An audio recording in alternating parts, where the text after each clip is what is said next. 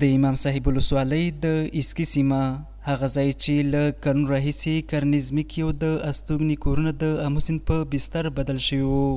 د همدې ستونزې د حل په موخه څه موده وړاندې د اسکي سیمې اوسېدونکي او مسؤلین په ګډه لاس په کار شوي وو چې نن یې د رغېدو چارې بشپړې شوې.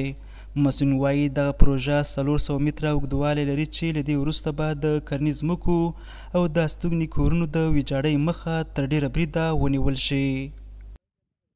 تاسو ګورئ د څومره اندازه خلک د دې مځکې د اوبو د سیلاب نه بچ شولو.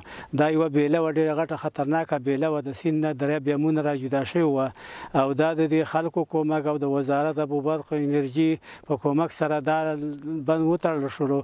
دا یوه شیله وه، دا شیله بنده شوله، اوبه به بیرته دوباره دریاب بیامو ته غورځېږي. په ورته مهال د اسکي سیمې ځایي اوسېدونکي وایي هر کال یې د آمو سیند غاړو د ویجاړۍ له کبله زرګونه جریبه کرنیز ځمکه او د استوګنو کورونه د آمو سیند په بستر بدلیدل چې له دې وروسته به له یادې ستونزې خوندي پاتې شي. 90% اطمینان داریم که پروژه بند دما مردم کفایت کنه.